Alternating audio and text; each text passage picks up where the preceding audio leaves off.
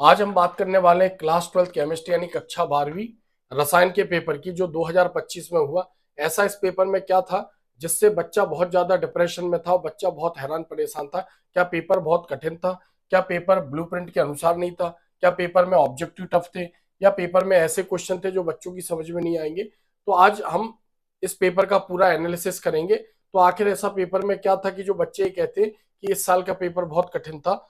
तो आप बने रहिए मेरे साथ। तो आज हम बात कर रहे हैं क्लास 12 केमिस्ट्री, यानी ये हिंदी मीडियम और इंग्लिश मीडियम दोनों के लिए है। दोनों के लिए डिस्कशन करेंगे। तो 2025 में यानी जो पेपर अभी करंट में आया, तो इसमें ऐसा क्या था, तो बिल्कुल बारीकी से हम इसका एनालिसिस करेंगे। तो सबसे पहले यहाँ पर हम फर्स्ट क्वेश्चन देखेंगे कि यहाँ पर जो फर्स्ट क्वेश्चन था, रिक्त स्थान की पूर्ति कीजिए। तो यहाँ पर क्वेश्चनों के आंसर भी हम समझेंगे, प्लस क्वेश्चनों का एनालिसिस भी करेंगे कि आखिर क्वेश्चन में ऐसी क्या कठिनाई थी। तो पहला यहाँ पर क्वेश्चन है, रिक्त स्थान की पूर्ति कीजिए। तो फर्स्ट क्वेश्चन है, 1 लीटर विलयन में घुले हुए विलय के मोलों की संख्या को क्या कहते हैं? तो क्या कहते हैं? तो यहाँ पर इसका आंसर आना था कि मोलरता है, यानी 1 लीटर विलयन में उपस्थित विलय के मोलों की संख्या को मोलरता कहती है। तो ये क्वेश्चन तो पहले भी एग्जाम में पूछा गया, यानी हम ये कह सकते हैं कि ये जो ऑब्जेक्टिव था रिक्त स्थान, ये कठिन नहीं था। पर प्रथम कोटि अभिक्रिया के वेग स्थिरांक यानी दर स्थिरांक की इकाई क्या है? तो दर स्थिरांक की इकाई होती है सेकंड इनवर्स। तो ये प्रश्न भी कई बार एग्जाम में पूछा गया, यानी ये भी टफ नहीं था। तीसरा क्वेश्चन देखते हैं, फैलिंग अभिकर्मक में से 2 विलियन फैलिंग विलियन ए व खाली स्थान होते हैं। तो इसका आंसर यहां पर आना था फैलिंग फैलिंग विलियन फैलिंग विलियन बी। तो ये ऑब्जेक्टिव उसने पहले कभी नहीं पूछा, लेकिन ऐसे बच्चे जिन्होंने कहीं ना कहीं प्रैक्टिकल वगैरह किए हैं स्कूल में, तो कहीं ना कहीं टीचर अक्सर बोलता है कि फैलिंग बिलियन 2 प्रकार के होते हैं, फैलिंग बिलियन ए और फैलिंग बिलियन बी। तो क्वेश्चन ये है कि पहली बार पूछा गया है ये ऑब्जेक्टिव, लेकिन ऐसा नहीं है, कहीं ना कहीं बच्चा इसके प्रति अवेयर था, उसको पता था। तो जिन बच्चों ने थोड़ा बहुत पढ़ने में अच्छे होंगे, प्रैक्टिकल किया होगा, तो इसको सॉल्व कर सकते थे। निम्नतर एलिफेटिक एमीन यानी निम्नतर एलिफेटिक एमीन यानी जिनमें कार्बन की संख्या कम होती है, खाली स्थान गंध वाली गैसें होती हैं, मछली के समान गंध आती है इनकी, यानी मछली के समान गंध वाली। तो यहां पर हम लिख सकते थे मछली के समान गंध वाली गैसें होती हैं। तो ये जो ऑब्जेक्टिव था ये थोड़ा सा टफ था। फिर ग्लूकोज प्रकृति में मुक्त अथवा खाली स्थान अवस्था में पाए जाते हैं। तो इसमें आना था यहाँ पर संयुक्त अवस्था। मुक्त मतलब स्वतंत्र होते हैं, शुद्ध होते हैं, और संयुक्त मतलब जब उसके साथ अशुद्धियां होती हैं तब हम उसको बोलते हैं संयुक्त अवस्था। यदि तीसरा एमिनो अम्ल डाइपेप्टाइड यानी तीसरा एमिनो अम्ल डाइपेप्टाइड डाइपेप्टाइड से संयोग करता है तो उत्पाद क्या कहलाता है? तो डाइपेप्टाइड मतलब दो एमिनो अम्ल से मिलकर डाइपेप्टाइड बनता है। एमिनो अम्ल को हम पेप्टाइड भी बोलते हैं। तो तीसरा एमिनो अम्ल 2 एमिनो अम्ल से मिलेगा तो हम इसको यहां पर बोलेंगे ट्राइपेप्टाइड। तो यहां पर आंसर क्या होगा? ट्राइपेप्टाइड। आंसर यहां पर होगा ट्राइपेप्टाइड। तो हम ये कह सकते हैं यहाँ पर कि क्वेश्चन जो रिक्त स्थान है ये बहुत ज्यादा कठिन नहीं थे।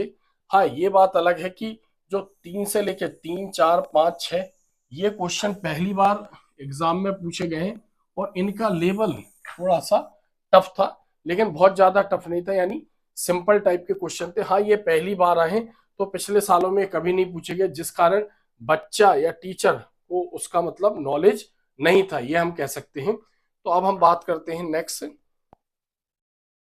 रिक्त फिलिंग द ब्लैंक्स। अब इंग्लिश मीडियम में भी यहाँ पर हम बात करते हैं, क्योंकि हम पेपर का बारीकी से एनालिसिस कर रहे हैं। फिलिंग द ब्लैंक्स, तो पहला तो मैंने आपको बताया, number of moles of solute dissolve in 1 litre of solution is defined as. तो इसमें आना था मोलारिटी, इसका आंसर था यहाँ पर मोलारिटी। तो the unit of a first order rate constant, तो इसमें आना था सेकंड इनवर्स आना था। थर्ड मैंने आपको बताया, falling reagent comprises of 2 solutions, falling solutions A, and यहां पर आना था फैलिंग, इसको पूरा लिखना था हमें यहां पर फैलिंग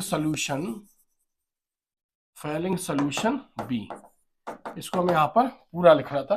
फिर the lower aliphatic amines are gases with fishes like fishes, या यहाँ पर फिश लिख देना था तो भी हमें नंबर मिल जाते। Glucose occurs freely in nature as well as in combined, तो यहां पर आना था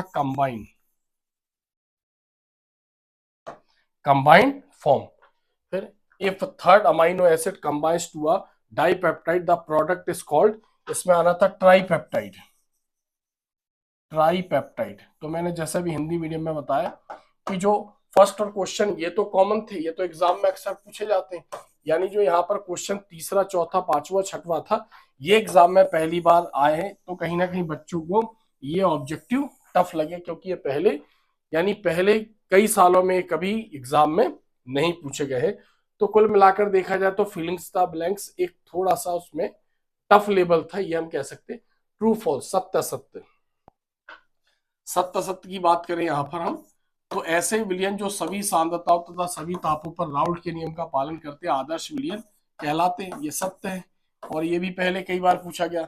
सेल विभव कैथोड एवं एनोड के इलेक्ट्रोड विभव यानी अपचयन विभव का योग होता है, तो यहाँ पर योग नहीं होता है, वो अंतर होता है, यानी एनोड और कैथोड का अंतर होता है, तो यहाँ पर ये असत्य है।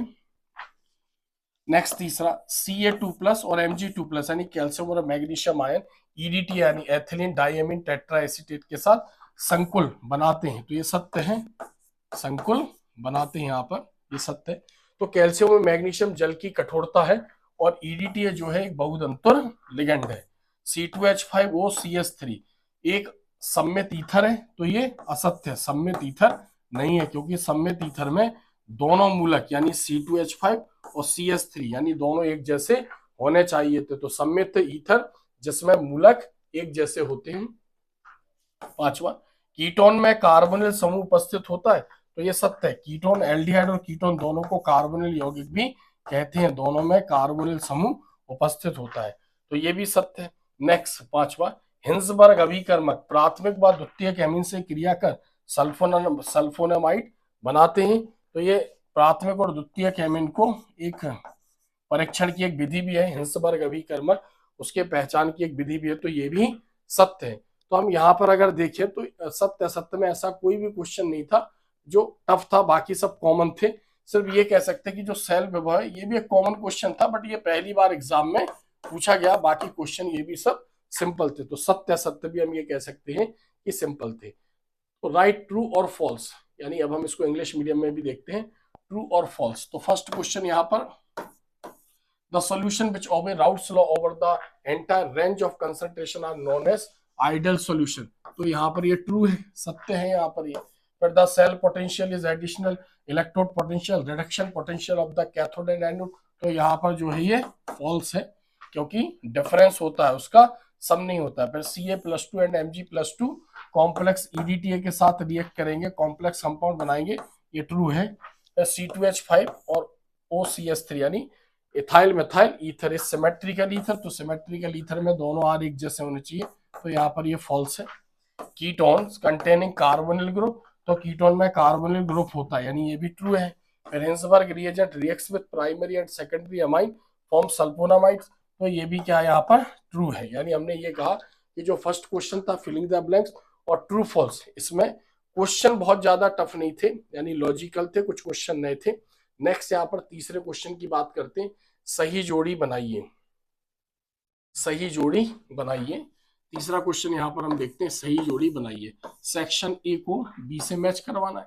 तो फर्स्ट क्वेश्चन है सिलिकॉन, तो जो सिलिकॉन है ये एक अर्धचालक है, और K4FeCN6 में आना था प्रति आयन, और लूकास अभिकर्मक में यहाँ पर आना था सांद्र HCl और ZnCl2, फॉर्मिक अम्ल में आना था यहाँ पर लाल चीटी, और मोनोसैकेराइड एक अपचाई शर्करा है, तो ये भी बहुत सिंपल है। लेकिन मैं बता दूं यहाँ पर जो सिलिकॉन वाला है जिसका आंसर अर्धचालक है, ये एक्चुअल सिलेबस के बाहर का क्वेश्चन है। केमिस्ट्री में पहले चैप्टर 1 हुआ करता था सॉलिड स्टेट या ठोस अवस्था, तो जनरली उसका है। लेकिन कहीं ना कहीं जो टीचर है वो ये बोलेंगे कि इलेक्ट्रोकेमिस्ट्री में, एक्चुअली इलेक्ट्रोकेमिस्ट्री में तो शायद मुझे लगता है कहीं यूज नहीं हुआ है, तो ये चैप्टर फर्स्ट का है, तो इसलिए हम ये कह सकते हैं कि ब्लूप्रिंट में ये आउट ऑफ सिलेबस गया है, यानी सिलिकॉन अर्धचालक। चूंकि बच्चे ने पढ़ा नहीं होगा इसलिए कहीं ना कहीं कंफ्यूज होगा, लेकिन ये है कि इन चारों के आंसर अगर वो मैच करा देता सही तो पांचवा आंसर वो करेक्ट था, तो ये हो सकता है कि लॉजिकल वो उसको सही करके आ सकता है, बट सिलिकॉन यहाँ पर सिलेबस के बाहर था। तो match the correct pair, English medium में भी हम इसकी बात करें एक बार, तो ए को बी से यहाँ पर हमें मिलाना है। ए को बी से। तो जो सिलिकॉन है यहाँ पर, सिलिकॉन में आना था सेमीकंडक्टर, K4 FeCl में काउंटर आयन, और लुकास रिएजेंट में concentrated HCl and anhydrous ZnCl2। Formic acid में यहाँ पर आना था रेडेंट, और मोनोसैकेराइड में यहाँ पर आना था रिड्यूसिंग शुगर। तो मैं आपको फिर बता दूं, तो जो सिलिकॉन और सेमीकंडक्टर थे ये सिलेबस के बाहर का थोड़ा सा, मतलब एक आउट ऑफ सिलेबस ऑब्जेक्टिव, बाकी ऐसा नहीं है। बच्चों के पांचों ऑब्जेक्टिव सही होंगे क्योंकि चारों बाकी सिंपल थे। नेक्स्ट यहाँ पर हम बात करते हैं, एक शब्द या वाक्य में उत्तर दीजिए। एक शब्द या वाक्य में उत्तर दीजिए। तो फोर्थ क्वेश्चन देखते हैं, अति चालकता की चालकता का मान अनंत होता है। तो इसका आंसर क्या आ रहा था यहाँ पर, अनंत होता है। दूसरा, पोटेशियम डाइक्रोमेट का रासायनिक सूत्र जो है वो K2Cr2O7, K2Cr2O7 होता है यहाँ पर। और NiCO4 में केंद्रीय धातु जो है वो निकेल, Ni केंद्रीय धातु है, क्योंकि जिसमें जो CO है वो लिगेंड होता है। तो लिगेंड जो होता है केंद्रीय धातु से जुड़ा रहता है। केंद्रीय धातु की जो पोजीशन है लेफ्ट साइड के ब्रैकेट के जस्ट बाद होती है। Ri, Rf, Rbr, Rcl alkyl हैलाइडों को क्वथनांकों के घटते क्रम में बताना है, यानी क्वथनांकों के इसको घटते क्रम में बताना है। तो पहले क्या आ जाएगा यहाँ पर, पहले यहाँ आ जाएगा Ri, फिर यहाँ पर आ जाएगा Rcl, सॉरी Rbr, और फिर आ जाएगा यहाँ पर Rcl, और फिर यहाँ आ जाएगा Rf, यानी Rf के क्वथनांक सबसे कम होते हैं। तो इसका सीक्वेंस है। पुरुषों में आवाज में भारीपन के लिए उत्तरदायी हार्मोन का नाम है, उत्तरदायी हार्मोन का नाम होता है टेस्टोस्टेरोन, टेस्टोस्टेरोन। उत्तरदायी हार्मोन का नाम होता है टेस्टोस्टेरोन। तो ये वाला जो क्वेश्चन हम कह सकते हैं कि ये पहली बार आया है, और इस टाइप के क्वेश्चन पहले कभी नहीं पूछे गए। बाकी तो ये सिंपल थे। और दूसरा जो पहला क्वेश्चन था ये आउट ऑफ सिलेबस है, क्योंकि अति चालकता की चालकता का मान, ये क्वेश्चन भी ठोस अवस्था यानी सॉलिड स्टेट से रहा है। हालांकि हम इसको कहीं ना कहीं अगर माइंड सेट करें तो विद्युत रसायन यानी इलेक्ट्रोकेमिस्ट्री से हम इसको इन्वॉल्व कर सकते हैं, लेकिन एग्जैक्ट यानी वो अर्धचालक वाला यानी सिलिकॉन वाला, और ये दोनों यानी अति चालक की चालकता, ये दोनों सॉलिड स्टेट यानी ठोस अवस्था से रहे हैं। Right answer in one word और सेंटेंस। तो यहाँ पर हम इसको इंग्लिश मीडियम में भी देखते हैं। Right the value of conductivity of super conductor, तो इसमें आना था इन्फिनाइट, इन्फिनाइट। यहाँ पर right the chemical formula potassium dichromate, तो इसका आंसर है K2Cr2O7। Right the central metal atom in NiC, तो इसमें आना था answer nickel. Right alkyl halide Ri यानी अल्काइल आयोडाइड, फ्लोराइड, ब्रोमाइड और Rcl decreasing order of boiling point, boiling point के डिक्रीजिंग ऑर्डर में इसको जमाना था। तो पहले आ जाता Ri, फिर आ जाता Rbr, फिर यहाँ पर आ जाएगा Rcl, और फिर यहाँ पर आ जाएगा Rf। तो इसका सीक्वेंस था। Right the name of hormone which is responsible for deep voice in males, तो इसका आंसर यहाँ पर था टेस्टोस्टेरोन, टेस्टोस्टेरोन, टेस्टोस्टेरोन। तो ये क्वेश्चन पहली बार पूछा गया है ये। बाकी मैं आपको बता दूं, ये वाला जो सिलेबस, ये जो वाला क्वेश्चन था फर्स्ट, ये आउट ऑफ सिलेबस था। तो कहीं ना कहीं मुझे लगता है कि ये दोनों क्वेश्चन बच्चे इनके आंसर सही नहीं लिख पाए होंगे। तो कुल मिला के ये कह सकते हैं कि बहुत ही कम स्टूडेंट ऐसे रहेंगे जिनके 28 में से 28 ऑब्जेक्टिव सही होंगे। नेक्स्ट आगे पांचवें क्वेश्चन की बात करते हैं। सही विकल्प चुनकर लिखिए। पहला क्वेश्चन, दो या दो से अधिक अवयवों का सामांगी मिश्रण विलयन कहलाता है। तो इसका आंसर है यहाँ पर विलयन। वेग के कंसंट्रेशन, सांद्रता की पावर A½ और सांद्रता B की पावर 3½ व्यंजक में अभिक्रिया की कोटि है। तो यहाँ पर ये जुड़ जाएगा, यानी यहाँ पर हो जाएगा 1/2 प्लस 3/2, यहाँ पर 2 हो जाएगा, यहाँ पर आ जाएगा 4/2, और यहाँ से 2, यानी 2 बार कैंसिल हो जाएगा। तो इसका आंसर जो आएगा क्रिया की कोटि 2। नेक्स्ट, तो हम ये कह सकते हैं कि पहला क्वेश्चन भी सरल था, दूसरा क्वेश्चन भी सरल था। तीसरा यहाँ पर हम देखते हैं चूज द करेक्ट आंसर, यानी तीसरे टाइप का जो ऑब्जेक्टिव है वो हम देखते हैं।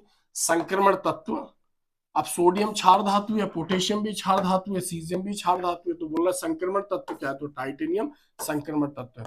फिर बेंजल्डिहाइड, बेंजल्डिहाइड मतलब जब बेंजीन के ऊपर CHO ग्रुप होता है क्रियात्मक समूह, ये तो फिनॉल हो गया, ये तो होगा नहीं, यहाँ पर ये भी नहीं होगा, और यहाँ पर C6H6 कंफ्यूज करने के लिए दिया है C6H6, तो C6H5CHO। तो ये इसका करेक्ट आंसर है। पांचवा, एथेन 1,2 डाई एमीन है। तो एथेन 1,2 डाई एमीन यानी जब एथेन से यानी कार्बन सिंगल बॉन्ड द्वारा आपस में अटैच है 2 कार्बन, तो यहाँ पर इसकी नंबरिंग करेंगे तो 1,2, तो ये एक एमीन हो गया, ये एक एमीन हो गया, तो 1,2 यानी 1,2 di amine, ethane 1,2 di amine.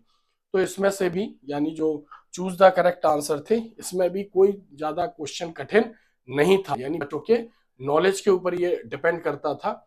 लेकिन वो अर्धचालक वाला और जो हम बता रहे हैं चालकता की, वो अति चालकता की चालकता, ये दो थोड़ा सा आउट ऑफ सिलेबस थे। छठवें क्वेश्चन की बात करें तो कोशिकाओं के मध्य संदेश वाहक का कार्य जो करता है वो हार्मोन होता है, संदेश वाहक का कार्य हार्मोन करता है। यहाँ बच्चे अगर आरएनए को सिलेक्ट करते तो मेरे हिसाब से ये गलत होता है, क्योंकि आरएनए कोशिका के अंदर की बात कर रहा है और ये कोशिकाओं के मध्य संदेश वाहक का कार्य कर रहा है। इंग्लिश मीडियम में देखें, choose and right correct option. तो फर्स्ट तो मैंने आपको बताया होमोजीनियस मिक्सचर ऑफ 2 और more than 2 components is solution. Second वाले का मैंने आपको बताई है, यानी इसकी ऑर्डर, यानी जो ऑर्डर ऑफ रेट कांस्टेंट जो होगा, यानी ऑर्डर ऑफ रिएक्शन वो 2 होगा। यहाँ पर ट्रांजिशन जो एलिमेंट है वो टाइटेनियम है, तो अभी हमने इसका आंसर हिंदी में भी देखा। तो ट्रांजिशन एलिमेंट जो है वो टाइटेनियम है। बेंजल्डिहाइड C6H5CHO और एथेन 1,2 डाइएमीन, इसका आंसर ए है। यहाँ पर फोर्थ हम देखते हैं, molecule that act as intercellular messenger are, यानी दो सेल के बीच में जो मैसेंजर का काम करते हैं उसको हम हार्मोन्स बोलते हैं। अगर हम आरएनए लिखते तो ये गलत हो जाता, तो कहीं ना कहीं मुझे लगता है कि बच्चों ने बहुत ज्यादा आरएनए को सिलेक्ट किया होगा। तो चूज द करेक्ट आंसर में भी बहुत ज्यादा टफ नहीं थे, थोड़ा सा नॉलेजेबल थे। अगर हमने अच्छी तरीके से पढ़ा होता तो हम इसको लिख पाते। फिर यहाँ पर क्वेश्चन नंबर अगर हम 6 देखें, अंतराकाशीय यौगिकों के 2 अभिलक्षण लिखिए, right any 2 characteristics of interstitial compound.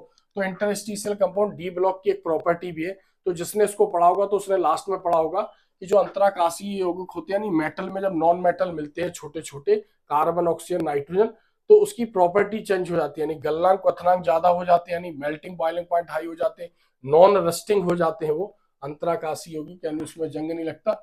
उसकी जो फ्लेक्सिबिलिटी है वो भी बढ़ जाती है, यानी डेंसिटी भी उसकी बढ़ जाती है। ऐसे इसकी 2 प्रॉपर्टी लिखनी थी। डी एंड एफ ब्लॉक में भी यही करना था, डी ब्लॉक के भी हमें यहाँ पर प्रॉपर्टी लिखनी थी, तो एक तो उठा के यही लिख देते हम कि अंतराकाशीय यौगिक बनाते हैं, यानी अंतराकाशीय यौगिक। तो एक तो डी ब्लॉक का इसी में से देख के हम लिख सकते थे। बाकी ये भी लिख सकते थे कि चुंबक बनाने में यूज होता है, उत्प्रेरकीय प्रकृति के होते हैं, एफ ब्लॉक के भी लिख सकते हैं, यानी टीवी की स्क्रीन बनाने में उपयोग किए जाते हैं। उसके बाद एफ ब्लॉक में जैसे एक्टिनाइड हो गया, वो रेडियो एक्टिव प्रकृति के होते हैं, यानी परमाणु बम, अणु बम, यानी न्यूक्लियर बम, एटॉमिक बम और न्यूक्लियर फ्यूल यानी नाभिक के इंजन में भी यूज होते हैं। 7वां क्वेश्चन, होमोलैप्टिक संकुल को एक उदाहरण सहित लिखिए, right homoleptic compound with an example. अब ये किया था बोर्ड ने कि इसको होमोलैप्टिक बच्चों को इंग्लिश में नहीं देना था यहाँ पर, क्योंकि हिंदी मीडियम वाले बच्चों को हिंदी मीडियम में समझ में आ जाता है, तो होमोलैप्टिक को हिंदी में देना था। तो होमोलैप्टिक मतलब ऐसे कॉम्प्लेक्स जिनमें, यानी संकुल में एक ही, मान लो एक ही प्रकार के लिगेंड जुड़े होते हैं, तो हम उसको बोलते हैं यहाँ पर होमोलैप्टिक।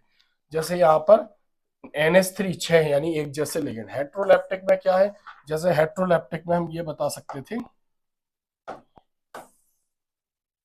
हेप्टोलैक्टिक, ये हेट्रोलैप्टिक में जब संकुल में अलग अलग प्रकार के, जैसे ये लिख दिया मान लो हमने NH3 और यहाँ पर लिख दिया होल 4 और यहाँ लिख दिया Cl2, तो जब अलग अलग प्रकार के लिगेंड जुड़े होते तो उसको बोलते हैं हम हेट्रोलैप्टिक। तो संकुल में समान लिगेंड हेप्टो और भिन्न भिन्न हेट्रो। 8वें नंबर का यहाँ पर क्वेश्चन देखिए, निम्न उपसय संयोजी यौगिकों, निम्न उपसय संयोजी यौगिकों के सूत्र लिखिए। तो पोटेशियम टेट्रासाइनोनिक्लेट, बहुत सिंपल था, ये पहले भी एग्जाम में पूछे गए, तो ये कोई एक टफ क्वेश्चन नहीं था। तो पोटेशियम यहाँ पर K2 और टेट्रासाइनोनिक्लेट यानी Ni, टेट्रासाइन यानी Cn होल 4, तो यहाँ पर इसकी वैलेंसी 2 आ जाएगी। फिर पेंटाएमीन कार्बोनेट कोबाल्ट थर्ड क्लोराइड, तो पेंटाएमीन कार्बोनेट यानी कोबाल्ट यहाँ पर मेटल है, फिर पेंटाएमीन यानी NH3 होल 4, यानी दिया पेंटाएमीन यानी NH3 होल 5 और कार्बोनेट मतलब CO3 और बाहर इसमें दिया हुआ है Cl, क्योंकि वैलेंसी कवर करनी है, तो ये फॉर्मूला आ जाएगा। तो राइट द फॉर्मूला, तो इसके आंसर भी वही होंगे। फिर निम्न उपसय संयोजी यौगिकों के IUPAC नाम लिखो, तो पहले इसका नाम लिखना था, यहाँ पर आ जाता पोटेशियम, पोटेशियम पोटेशियम टेट्राक्लोरिडो, पोटेशियम टेट्राक्लोरिडो, और इसकी ऑक्सीडेशन स्टेट आ जाती है यहाँ पर 2। तो ये इसका आंसर था। फिर यहाँ पर इसको लिखते, यहाँ पर बड़ा ब्रैकेट आना चाहिए था, क्योंकि बड़े ब्रैकेट के बाद जो ये है ये एनायन क्षेत्र है, यानी काउंटर आयन में ये ऋण आयन क्षेत्र है, यानी एनायनिक स्पेयर है। अब इसका नाम लिखेंगे तो क्या लिखते हैं इसका नाम, ट्राईएमीन, ट्राईअमाइन, फिर ट्राईएक्वा, ट्राईअमाइन, ट्राईएक्वा, ट्राईएक्वा क्रोमियम, क्रोमियम, क्रोमियम। उसके बाद यहाँ पर ऑक्सीडेशन स्टेट, यानी इसकी ऑक्सीकरण अवस्था 3 हो जाती, तो इसको लिखते हैं यहाँ पर क्लोराइड, यानी ट्राईअमाइन, ट्राईएक्वा क्रोमियम, थर्ड क्लोराइड। तो इसके भी आंसर यहाँ पर सेम होंगे। तो ये क्वेश्चन भी बहुत ज्यादा टफ नहीं था। नेक्स्ट क्वेश्चन, अब 9 क्वेश्चन की हम बात करें यहाँ पर, क्वेश्चन नंबर 9। तो 9 क्वेश्चन में ये क्वेश्चन थोड़ा सा टफ था, लेकिन बहुत ज्यादा टफ नहीं था, क्योंकि जब भी SOCl2 क्रिया करेगा, SOCl2 क्रिया करेगा तो हमेशा SO2 गैस बाहर निकलती है प्लस HCl बाहर निकलता है। ये अगर हमारे को यहाँ पता चल जाता तो ये मान के चलो कि इसका आंसर हम यहाँ पर लिख सकते थे। तो SO2, जब भी SOCl2 क्रिया करेगा तो SO2 गैस यानी सल्फर डाइऑक्साइड, अब आपने निकाल दी यहाँ से, यानी ये SO2 गैस आपने बाहर निकाल दी, ये यहाँ से बाहर निकल गई। अब एक HCl के साथ निकल गया तो दूसरा Cl इसकी जगह पर जुड़ जाएगा, तो जो साइक्लोहेक्सेनॉल था वो साइक्लोहेक्साइल क्लोराइड में परिवर्तित हो जाएगा।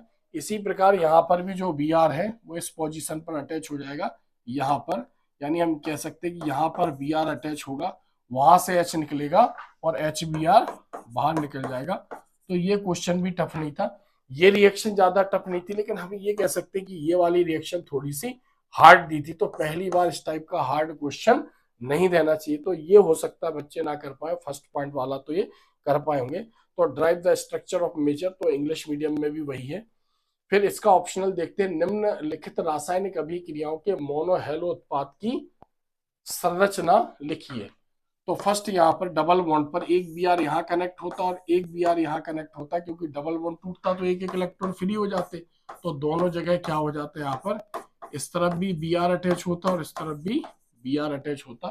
तो ये बन जाता है यहाँ पर, इसमें भी NaBr बाहर निकल जाता, NaBr यहाँ पर बाहर निकल जाता और उसकी जगह आयोडीन अटैच हो जाता, तो CH3 CH2I प्लस NaBr। तो ये क्वेश्चन भी यहाँ पर टफ नहीं था। हाँ, ये वाला क्वेश्चन का लेवल टफ था, ये सिंपल था। तो ये थोड़ा सा यहाँ पर हार्ड रिएक्शन थी, क्योंकि इस टाइप के क्वेश्चन पहले कभी एग्जाम में नहीं पूछे गए। तो ये भी एज इट इज थे। आगे देखते हैं हम, आगे यहाँ पर हम प्रश्न देखते हैं, विटामिन ए के कोई 4 प्रमुख स्रोतों के नाम लिखिए।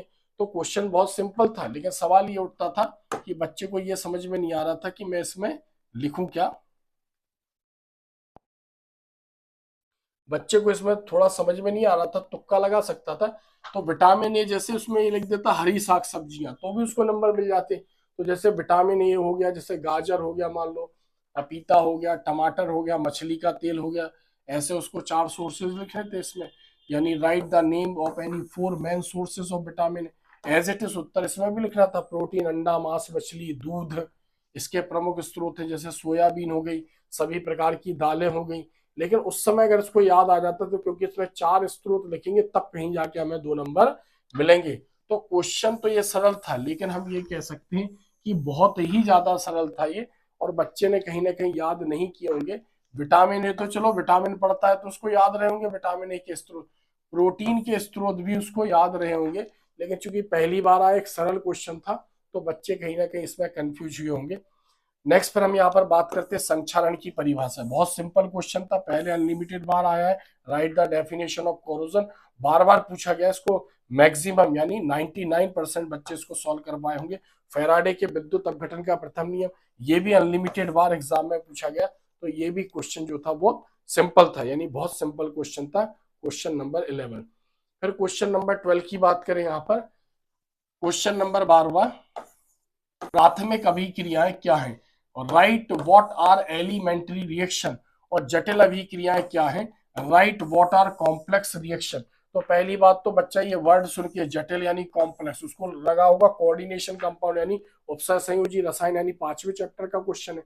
लेकिन एक्चुअली ये क्वेश्चन जो है ये केमिकल काइनेटिक्स का है, यानी रासायनिक बल गतिकी से रिलेटेड है। तो पहली बात तो ये क्वेश्चन कभी पूछे नहीं गए हैं, ना कहीं बोर्ड ने अपने सैंपल पेपर में दिए पिछले कई यानी 10 सालों की बात करें। और इसको पढ़कर भी बच्चा ये नहीं समझ सकता था कि लिखना क्या है। हालांकि एलिमेंट्री रिएक्शन तो कहीं ना कहीं टीचर पढ़ाते हैं थोड़ा बहुत, लेकिन ये जो रिएक्शन है ये मुझे लगता है कि बच्चे कहीं ना कहीं इसमें कंफ्यूज रहे होंगे। और लगभग बहुत यानी 100% में से कोई 1% बच्चा है जो इस क्वेश्चन को समझ पाया होगा और इसका आंसर लिख पाया होगा। यानी कहीं ना कहीं इस क्वेश्चन ने दोनों ने बच्चे को परेशान किया होगा और उसके माइंड में नहीं आ रहा होगा कि इसमें लिखना क्या है। 13 क्वेश्चन, संक्रमण तत्व कणन मतलब परमाणुवीकरण एंथैल्पी के उच्च मान क्यों दर्शाते हैं, यानी संक्रमण तत्व होते उनकी परमाणु एंथैल्पी, एंथैल्पी मतलब एक प्रकार से उसकी ऊर्जा के मान उच्च होते क्यों। Right, why do the transition elements exhibit high enthalpies of atomisation. तो अब चूंकि ये लिख सकता था बच्चा, क्योंकि संक्रमण तत्व जो है तो उसमें धात्विक बंध होते हैं, परमाणु पास पास होते हैं, अंतराकाशीय अवकाश उसमें होते हैं। उसके बाद परमाणुओं का आकार छोटा होता है, उनकी आयनन ऊर्जा अधिक होती है, फिर डी ऑर्बिटल में अयुग्मित इलेक्ट्रॉन होते हैं, तो मतलब इलेक्ट्रॉन निकालने के लिए ज्यादा ऊर्जा देनी पड़ती होगी। तो इस प्रकार से उसने कुछ पढ़ा होगा तो इस आंसर को अटेम्प्ट कर सकता था। बाकी अगर हम बात करें तो इस क्वेश्चन का लेवल भी थोड़ा सा टफ था, यानी ये क्वेश्चन भी थोड़ा सा टफ था। बहुत सारे बच्चे इसमें भी समझ नहीं पाए होंगे कि इसमें लिखना क्या है, क्योंकि कणन एंथैल्पी शुद्ध हिंदी का यूज किया गया। हालांकि इंग्लिश मीडियम वाले तो थोड़ा समझ पाए होंगे एंथैल्पीज ऑफ एटोमिजेशन। अब इसके ऑप्शनल वाले क्वेश्चन की हम बात करें तो ये क्वेश्चन भी बहुत हार्ड था, सीबीएसई से भी ज्यादा टफ था। Cr2 प्लस अपचायक है जबकि Mn3 प्लस ऑक्सीकारक है और दोनों का विन्यास डी है। एक्चुअली जो कोऑर्डिनेशन कंपाउंड है यानी उपसंयोजी रसायन, उसमें ये उपसंयोजी रसायन से संबंधित भी ये है और डी ब्लॉक में इसको दिया है, यानी डी ब्लॉक से रिलेटेड भी इसको कर दिया है। तो इसमें एक सीएफटी थ्योरी लगती है यानी क्रिस्टल फील्ड थ्योरी, उससे रिलेटेड ये क्वेश्चन है। तो कहीं ना कहीं बच्चा यहाँ पर भी कंफ्यूज हुआ है। तो मुझे लग रहा है कि इसका आंसर भी बहुत सारे बच्चे नहीं लिख पाए होंगे, कहीं ना कहीं इसमें दिक्कत आई होगी, क्योंकि इसमें कहीं ना कहीं 5 अयुग्मित इलेक्ट्रॉन हो जाते हैं, इसमें 3 अयुग्मित इलेक्ट्रॉन हो जाते हैं स्थायित्व प्राप्त करने के लिए। लेकिन मुझे नहीं लगता है कि बच्चे इसका आंसर सही से लिख पाए होंगे। नेक्स्ट यहाँ पर डाइक्लोरो मीथेन या मैथिलीन क्लोराइड, यानी इसका फॉर्मूला जो होगा वो होगा CH2Cl2। मनुष्य पर पड़ने वाले 3 प्रभाव बताइए। श्वसन तंत्र पर प्रभाव पड़ता है, मस्तिष्क पर प्रभाव पड़ता है, इसका हृदय और फेफड़ों पर प्रभाव पड़ता है। ऐसे इसमें हमें इसमें 2-3 पॉइंट लिखने थे और वैसे ही इसके भी पॉइंट थे। तो ये 2 क्वेश्चन सिंपल थे लेकिन पहली बार थे, तो कुछ बच्चों ने अगर मन से तुक्का मारा होगा बायो वाले बच्चों ने, तो बायो वाले बच्चे कहीं ना कहीं इसका आंसर लिख पाए होंगे। और जो भी लिखा होगा टीचर कम से कम इसमें 1-2 नंबर देगा। लेकिन थोड़ा सा ये क्वेश्चन भी पहली बार एग्जाम में आया और इसका लेवल भी थोड़ा सा टफ था। नेक्स्ट 15 क्वेश्चन, डाई एजोटीकरण क्या है। अब डाई एजोकरण दिया है, इसमें थोड़ा ठीक से दिया भी नहीं है, एक्चुअली किताबों में डाई एजोटीकरण दिया है। तो एक तो ये डाई एजोटीकरण अभिक्रिया बच्चा बता सकता था, यानी एनिलीन की ठंडे नाइट्रस अम्ल या NaNO2 प्लस HCl के साथ ठंडे टेम्परेचर पर गर्म करेंगे तो बेंजीन डाइजेनियम क्लोराइड बनेगा। फिर पूछ रहा है कि जो डाइजेनियम लवण उसमें बनेगा उसका भंडारण क्यों नहीं किया जा सकता है। तो इतने क्वेश्चन ने यानी इस पोर्शन ने बच्चे को फिर परेशान किया होगा, इसका आंसर भी वो नहीं लिख पाया होगा। डाई एजोटीकरण क्या है ये तो लिख पाया होगा और रासायनिक समीकरण भी लिख पाया होगा, यानी 3 नंबर में इसको नहीं लिख पाया होगा तो 1 नंबर उसका यहाँ पर भी गया, यानी 2 नंबर उसको मिलेंगे। What is diazotization? Why diazonium salts is generally not stored? Write chemical equation for diazotization. तो जो इसमें डाइजोनियम साल्ट बनता है वो यानी थोड़ा सा उसको हीट मिलती है तो डिकम्पोज हो जाता है, N2 गैस निकलती है। N2 गैस निकलने के कारण वो एक्सप्लोजिव भी हो जाता है और वाटर में सॉल्युबल भी है, तो इसलिए उसको तुरंत बनाते हैं और तुरंत उसका यूज करते हैं, इसलिए इसको स्टोर नहीं कर सकते। फिर यहाँ पर भी ऑप्शनल क्वेश्चन देखिए, हाफमैन ब्रोमोमाइड निम्नीकरण अभिक्रिया क्या है।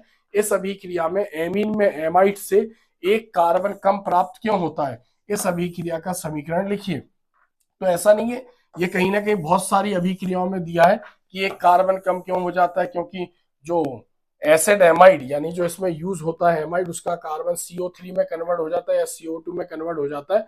50% बच्चे इसका आंसर लिख पाएंगे, लेकिन 50% बच्चों के जो ये बीच में दिया हुआ है इसमें परेशान हुए होंगे कि इसका आंसर क्या लिखें। बाकी एक प्रकार से ये हाफमैन ब्रोमामाइड अभिक्रिया है, निम्नीकरण जोड़कर थोड़ा सा इसको कंफ्यूज कर दिया है। तो what is Hofmann's bromamide degradation reaction, degradation मतलब कार्बन की कमी हो रही है, तो यहाँ पर डिग्रेडेशन तो कई किताबों में दिया है, एनसीईआरटी में भी दिया है, लेकिन चूंकि बच्चे क्या करते हैं पुराने क्वेश्चनों को ज्यादा पढ़ते हैं तो इसने परेशान किया वर्ड ने। Why in this reaction amine contains one carbon less than that present in the amide, amide की तुलना में एक कार्बन कम क्यों हो जाता है। तो 50% बच्चे इसको बता सकते थे कि एमाइड का कार्बन CO3 या CO2 में कन्वर्ट हो जाता है। बाकी कहीं ना कहीं दोनों क्वेश्चनों में ये बीच की लाइनों ने इसको परेशान किया होगा। नेक्स्ट यहां पर हम देखते हैं अभिक्रिया की आणविकता, अभिक्रिया की आणविकता को कोई 3 निष्कर्ष या अभिलक्षण लिखिए और अभिक्रिया की कोटि यानी अभिक्रिया की आणविकता यानी अणुसंख्यता और अभिक्रिया की कोटि। क्वेश्चन टफ नहीं था, लेकिन निष्कर्ष या अभिलक्षण इन वर्डों ने कुछ बच्चों को परेशान किया होगा। तो जैसे बच्चों ने इसमें दोनों में अंतर याद किया होगा तो उसको कुछ नहीं करना था, अभिक्रिया की कोटि में एक पोर्शन यानी एक तरफ के अंतर को पॉइंट बना देना था और इसमें भी उसे एक तरफ के अंतर को यहाँ पर पॉइंट बना देना था, तो टीचर यहाँ पर नंबर उसको दे देता। तो ये ज्यादा क्वेश्चन टफ नहीं था, लेकिन बच्चे कहीं ना कहीं इस वर्ड को ना समझ पाए होंगे। अब पता नहीं क्या लिखा होगा, तो मुझे भी लगता है कि ये बच्चों ने पूरे 100% बच्चों ने ये प्रश्न को सही से नहीं लिखा होगा। फिर नेक्स्ट यहाँ पर हम बात करते हैं क्वेश्चन नंबर 17 की। तो ये तो न्यूमेरिकल्स पहले भी पूछे गए, बहुत सिंपल न्यूमेरिकल्स थे। CuSO4 यहाँ पर 1 एम्पियर धारा से, लेकिन यहाँ पर वैल्यू चेंज कर दी, यानी a solution of copper sulphate is electrolysed for 10 minutes with a current of 1.5 amperes, right the mass of copper deposit. ये क्वेश्चन भी सरल था। न्यूमेरिकल्स चूंकि फर्स्ट सेकंड और थर्ड चैप्टर फिजिकल के हैं, भौतिक केमिस्ट्री के, तो न्यूमेरिकल्स तो आने थे, लेकिन हाँ ये है कि दोनों यानी मेन और ऑप्शन दोनों में उसने सिंपल न्यूमेरिकल्स दिए हैं। तो बहुत सारे बच्चों ने दोनों में से कोई ना कोई एक यहाँ पर न्यूमेरिकल किया होगा, ज्यादा कठिन नहीं था। 18 की बात करें, क्वेश्चन नंबर 18, तो ये वाला क्वेश्चन बहुत सिंपल था। यहाँ पर इसको उठा के यहाँ से यानी H से रिएक्ट करवा के एल्कोहल बना देना था और यहाँ CH3 से Br जुड़ जाता, तो यहाँ क्या हो जाता CH3 CH2 CH2OH यानी प्रोपिल एल्कोहल बन जाता और यहाँ CH3Br यानी मेथिल ब्रोमाइड यहाँ पर बन जाता। एक कठिन प्रश्न नहीं था, ये भी पहले भी एग्जाम में पूछे गए हैं। जिंक ऑक्सीजन से रिएक्ट करके ZNO बना लेता और बाकी जो फिनॉल है वो बेंजीन में कन्वर्ट हो जाता, यानी ये बहुत ज्यादा टफ नहीं था। ये भी बहुत ज्यादा टफ नहीं था। जल अपघटन यहाँ पर करवाते तो OH के ऊपर नेगेटिव चार्ज, H के ऊपर पॉजिटिव चार्ज, मार्कोनिकॉफ रूल लग जाता, तो जो नेगेटिव पार्ट है वो उस कार्बन से जुड़ता जिस पर हाइड्रोजन कम है और ये वाला दूसरे से जुड़ता, तो यहाँ पर ऐसे प्रोपिल एल्कोहल बन जाता CH3 CHOH और CH3 यानी आइसोप्रोपिल एल्कोहल।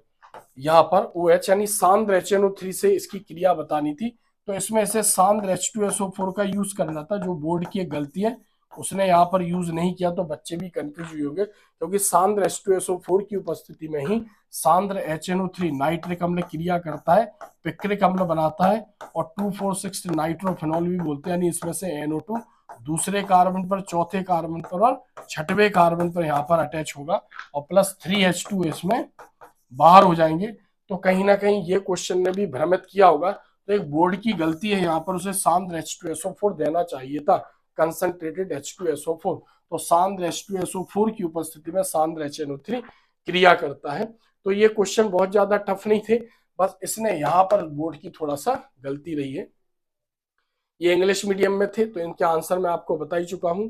अब हम देखते हैं इसका ऑप्शनल क्वेश्चन 18 का, निम्न अभिक्रियाओं को पूर्ण कीजिए, निम्न अभिक्रियाओं को पूर्ण कीजिए। तो ये भी बहुत ज्यादा हार्ड क्वेश्चन नहीं था, कंपाउंड बढ़ा दे दिया, ईथर है तो यहाँ पर CH3 होल थ्राइस C और यहाँ O इससे क्रिया कर लेगा S से, तो ये तृतीयक ब्यूटिल बना लेगा, यानी CH3 और CH3 C और यहाँ पर आ जाना था OH, तृतीयक ब्यूटिल एल्कोहल बन जाता है।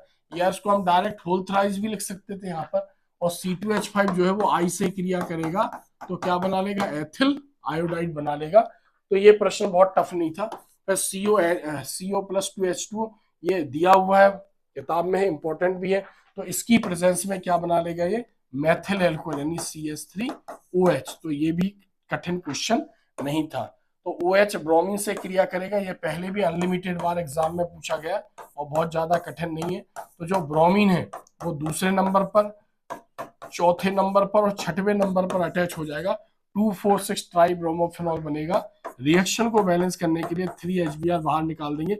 सबसे अच्छी बात यह कि इसने Br2 के आगे 3 लगा दिया, क्योंकि बोर्ड ऐसा नहीं करता। तो सबसे सिंपल क्वेश्चन था, ऑलरेडी उसने 3 तो लगा ही दिया था, तो बच्चे की यहाँ पर समझ में आ जाता। तो ये तीनों क्वेश्चन तो बहुत सिंपल थे। फिर यहाँ पर थोड़ा इस क्वेश्चन ने भ्रमित किया होगा, बच्चे को लगा होगा कि इसके ऑप्शन वाला भी ऐसे ही है, उसमें सांद्र उसमें तनु शब्द यूज कर रहा है, तो यहाँ बच्चा थोड़ा सा कंफ्यूज हुआ होगा। लेकिन एक अच्छा क्वेश्चन था, बहुत ज्यादा कठिन नहीं था। तनु क्रिया करेगा तो केवल यहाँ पर इस पोजीशन पर NO2 अटैच होगा और H2O बाहर निकलेगा, यानी नाइट्रोफेनॉल बन जाएगा। तो बच्चे ने, कई बच्चों ने क्या किया होगा कि उसी क्वेश्चन का जो आंसर होगा उसने उसमें सांद्र नहीं पढ़ा होगा और उसको लगा होगा ये दोनों तो एक जैसे हैं, बोर्ड की गलती है, बट एक वर्ड का अंतर, उसमें सांद्र था उसमें तनु था। और बाकी ये चारों क्वेश्चन भी सिंपल थे, ये मैं बता ही चुका हूं। Complete the following reaction. फिर निम्न अभिक्रियाओं को रासायनिक समीकरण सहित लिखिए। ये तो नेम रिएक्शन इंपॉर्टेंट है, पहले भी कई बार पूछा। अब गाटरमान कोक, अब कहीं ना कहीं हिंदी मीडियम के बच्चे इस वर्ड को समझ नहीं पाएंगे, तो कभी भी ऐसा होता है तो हिंदी मीडियम के बच्चों को इंग्लिश मीडियम के क्वेश्चन भी पढ़ना चाहिए इंग्लिश में लिखे हुए। अब इसमें लिखा है कोच और उसमें लिखा है कोक, बच्चा कंफ्यूज हो जाएगा। बाकी इटार्ड अभिक्रिया तो बहुत इंपॉर्टेंट अभिक्रिया, पहले भी एग्जाम में पूछी गई। तो गाटरमान में क्या होता है, बेंजीन को कार्बन मोनोऑक्साइड HCl के साथ निर्जल AlCl3 की उपस्थिति में गर्म करते हैं, तो क्या बन जाएगा, बेंजल्डिहाइड। इटार्ड अभिक्रिया में जो टॉल्यूमेन होता है उसको क्रोमिल क्लोराइड के साथ CH2 या CCl4 की उपस्थिति में गर्म करते हैं, तो यहाँ पर भी इसमें बेंजल्डिहाइड बनता है। तो दोनों क्रियाएं सिंपल थी और ये भी एक कठिन क्वेश्चन नहीं था। अथवा में भी स्टीफन और फिडेलक्राफ्ट, ये भी सिंपल क्वेश्चन थी, सिंपल रिएक्शन थी। लेकिन यहाँ पर बोर्ड ने इंग्लिश में दिया एसिलन, तो बच्चा कंफ्यूज हुआ होगा, क्योंकि इंग्लिश में अगर पढ़ता तो उसको एसाइलेशन बोलते हैं, तो उसे हिंदी में एसिलीकरण देना चाहिए था, यानी एसिलीकरण, तब कहीं जाके बच्चा इसको समझ पाता। क्योंकि फिडेलक्राफ्ट दो होती है, एक होता है एल्किलीकरण, एक होता है एसिलीकरण। तो बोर्ड को इतना भी ध्यान रखना चाहिए कि हिंदी मीडियम वाले बच्चों को हिंदी मीडियम में ही देना चाहिए, शुद्ध हिंदी में, और इंग्लिश मीडियम वाले बच्चों को इंग्लिश मीडियम में। तो यहाँ पर कहीं ना कहीं कोक और ये एसिलन, इन दो चीजों ने बच्चों को परेशान किया होगा। अगर उसने इंग्लिश मीडियम में नहीं पढ़ा होगा, इंग्लिश वर्जन में उसने नहीं पढ़ा होगा, तो इसको दिक्कत आई होगी। तो कहीं ना कहीं यह बोर्ड का एक डिफॉल्टर भी है कि उसको यहाँ पर कोक नहीं देना था, गाटरमान कोच, और यहाँ पर उसको एसिलीकरण, क्योंकि बच्चा एल्किलीकरण समझकर भी लिख सकता है, तो बच्चे को दोनों आती होंगी लेकिन वो समझ नहीं पा रहा था, तो यहाँ थोड़ा सा मिस्टेक हुई है। फिर क्वेश्चन नंबर 20, अनलिमिटेड बार ये दोनों क्वेश्चन पूछे गए एग्जाम में। क्वथनांक में उन्नयन को परिभाषित कीजिए। इसके आधार पर विलय के मोलर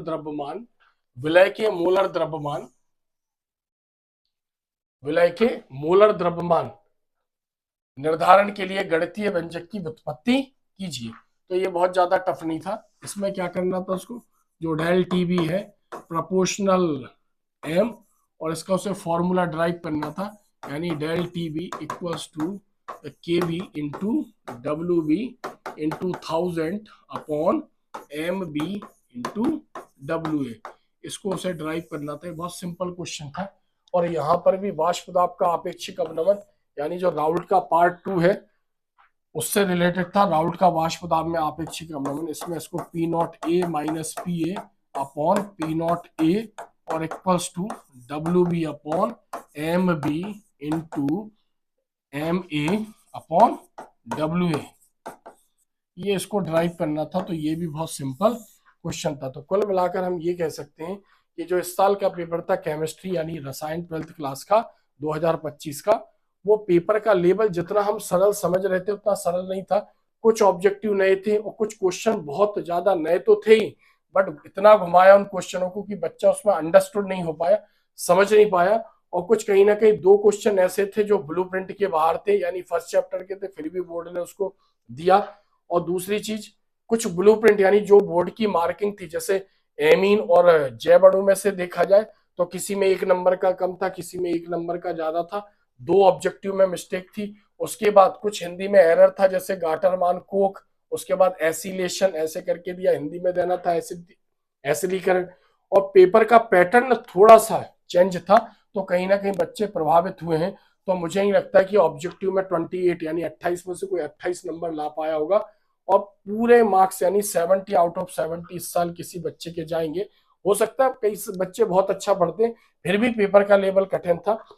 तो कहीं ना कहीं कोई बात नहीं, आपने अगर मेहनत करी होगी तो कुछ क्वेश्चन बहुत सिंपल भी थे, वैसे ही के वैसे बोर्ड ने दिए हैं। तो हम ये नहीं कह सकते कि बोर्ड की पूरी गलती है। बच्चे भी साल भर पढ़ाई नहीं करते, कहीं ना कहीं लास्ट समय में पढ़ाई करते। तो ये आने वाले हम जूनियरों को भी मैसेज दे सकते हैं कि इस टाइप का पेपर भी आ सकता है, और कम नंबर जरूर आएंगे, लेकिन मैं ऊपर वाले से आपके लिए दुआ करता हूँ, आपको आशीर्वाद देता हूँ कि कहीं ना कहीं कैसे करके जो बच्चे कमजोर थे या कम पढ़ते थे वो पास हो जाएंगे। मेरी ब्लेसिंग उनके साथ है। इसी के साथ मैं वीडियो को समाप्त करता हूं। अगर वीडियो अच्छा लगे तो वीडियो को लाइक्स जरूर करें, कमेंट्स जरूर करें और वीडियो को शेयर जरूर करें। धन्यवाद।